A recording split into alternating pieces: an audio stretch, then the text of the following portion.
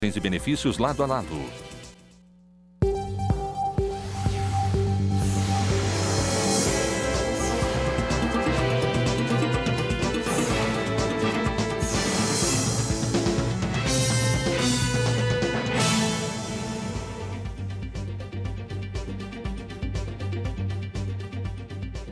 Boa noite. A inflação dos imóveis deixa o brasileiro de cabelo em pé, mais de 15% em um ano.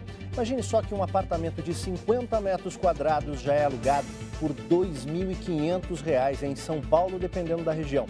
Na edição de hoje, nós vamos discutir o motivo desses aumentos. E o Jornal da Cultura, edição de sábado, tem ainda os seguintes destaques. Policial militar aposentado é assassinado durante assalto à joalheria de shopping em São Paulo. Mães adolescentes recebem apoio de programa da USP para cuidar dos filhos e ficar longe das drogas. PSDB faz convenção nacional em Brasília e dá a presidência do Conselho Político a ex-governador José Serra. Enquanto responde a processo por abuso sexual, ex-chefão do FMI passa os dias em casa alugada por R$ 80 mil. Ministro do Esporte reclama da demora de São Paulo em iniciar as obras para receber os Jogos da Copa. O poderoso Barcelona atropela o Manchester United e conquista a Liga dos Campeões da Europa.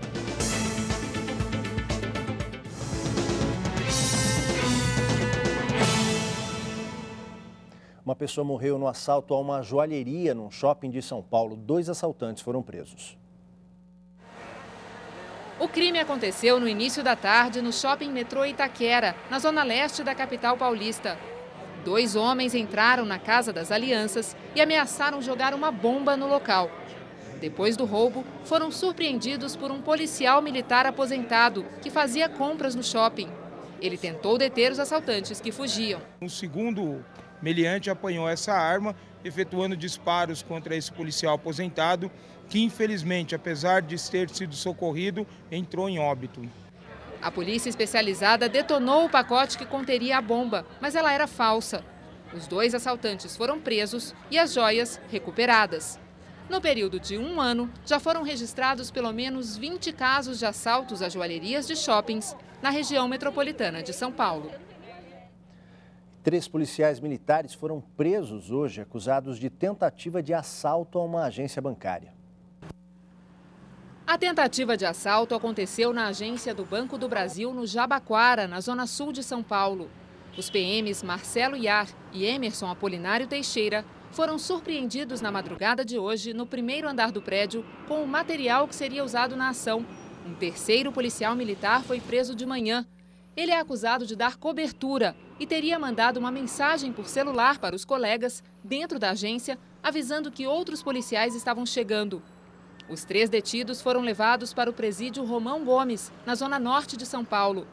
O advogado deles nega o crime e diz que os PMs foram até o banco porque viram uma movimentação estranha. Pode parecer inacreditável, mas hoje outro ambientalista foi assassinado no Pará. O agricultor Erenilton Pereira dos Santos, de 25 anos, foi encontrado morto com um tiro na cabeça na manhã deste sábado em Nova Ipixuna. Ele era testemunha do assassinato do casal de extrativistas na terça-feira. Erenilton viu os pistoleiros. José Cláudio Ribeiro da Silva e Maria do Espírito Santo estavam entre os principais defensores da floresta amazônica. Eles denunciavam a extração ilegal de madeira e estavam jurados de morte. Foram assassinados a tiros na terça-feira, numa emboscada em Nova Ipixuna, no Pará. Na quinta-feira, outro ambientalista também foi morto a tiros em Rondônia. Adelino Ramos, conhecido como Dino, também lutava contra a ação dos madeireiros na fronteira dos estados do Acre, Amazonas e Rondônia. Agora já são 4 mortes de ambientalistas em apenas uma semana. E ao contrário do que aconteceu na semana passada, a Marcha da Liberdade aconteceu sem conflitos hoje em São Paulo, embora estivesse proibida pela Justiça. Houve apenas a prisão de 2 skinheads que estavam atirando objetos no carro de reportagem de uma emissora de televisão. Cerca de 3.000 pessoas participaram da manifestação esta tarde. A passeata partiu da Avenida Paulista e chegou até o centro da cidade. Desta vez, a polícia não coibiu a ação dos manifestantes. No sábado passado, a PM usou bombas de gás lacrimogênio e cacetetes para inibir a chamada Marcha da Maconha, que havia sido proibida pela Justiça. A manifestação de hoje também pregaria a descriminalização das drogas, mas a organização achou melhor mudar o objetivo para a defesa da liberdade de expressão. Há 5 anos, um projeto da USP tenta prevenir a violência em comunidades mais carentes. Um dos trabalhos é feito com mães adolescentes para evitar a aproximação com o tráfico de drogas e ensinar as garotas a cuidar dos seus filhos.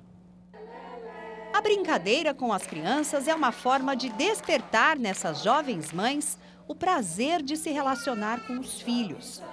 Elas moram no Jardim Ângela, um dos bairros mais carentes e violentos de São Paulo.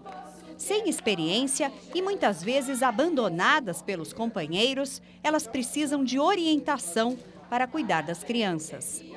O Núcleo de Estudos da Violência da USP trabalha com essas jovens, consideradas de um grupo vulnerável.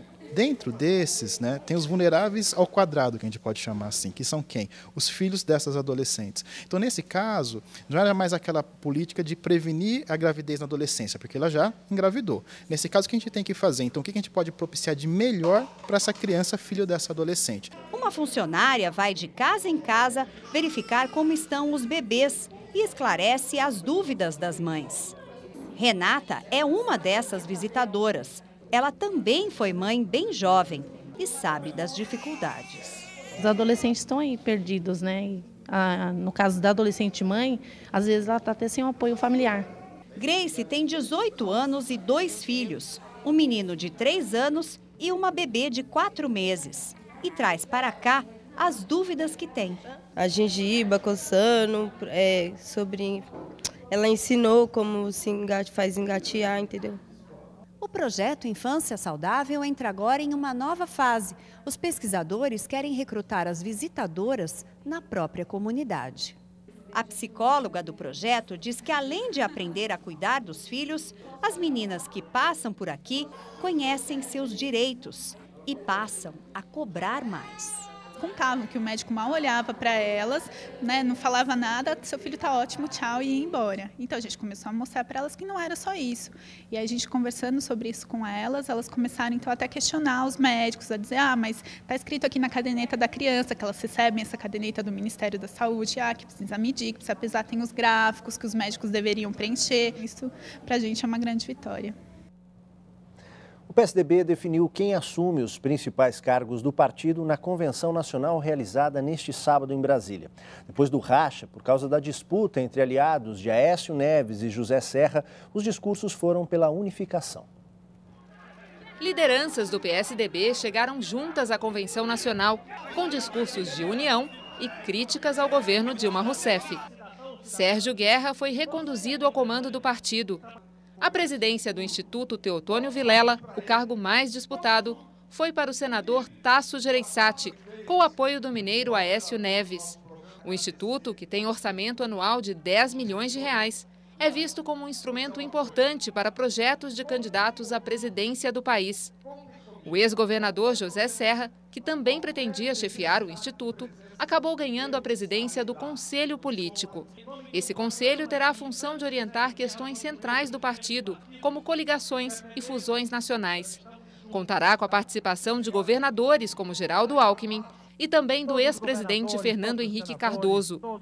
A avaliação dos cientistas políticos é que o grupo de Aécio Neves saiu fortalecido, mas os tucanos reforçaram que as diferenças internas não podem comprometer a união, com direito a abraços entre Aécio e Serra. Nossas diferenças são normais, qualquer partido e qualquer agremiação, mas elas não podem falar mais alto do que a nossa união. O ex-presidente de Honduras, Manuel Zelaya, voltou hoje ao país depois de quase 2 anos no exílio.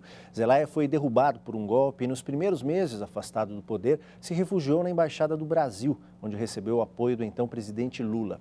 O retorno de Zelaya foi imposto pela Organização dos Estados Americanos como condição para que Honduras voltasse a receber empréstimos internacionais. Em meio à onda de protestos por democracia no mundo árabe, o Iêmen viveu hoje um dia tranquilo de manifestações. Isso depois de uma semana onde morreram mais de 100 pessoas. Na capital do Iêmen, Sanaa, a calma aparente nas ruas não distrai a atenção dos homens leais ao líder rebelde Sadegh al-Ahmar. Os sinais de destruição mostram a intensidade da batalha da oposição contra as forças de segurança do presidente Abdullah Saleh, que está no poder há mais de 30 anos. Vários prédios foram atingidos, principalmente a casa do presidente, onde um dos rebeldes mostra o buraco por onde entrou um foguete. E ele explica que isso aconteceu quando os mediadores estavam reunidos lá dentro. Mais tarde, ainda na capital, um protesto pacífico exigia a renúncia do presidente Abdullah Saleh e um cessar-fogo. Assim como em outros movimentos, a juventude do Iêmen é quem mostra a cara nos protestos. Menos as mulheres, que apesar do teor democrático do movimento, ficam separadas dos homens. E a seguir, o que está provocando a disparada dos preços do aluguel de imóveis? Você vai ver também a casa milionária onde o ex-chefão do FMI cumpre a prisão domiciliar. Daqui a pouco, até já.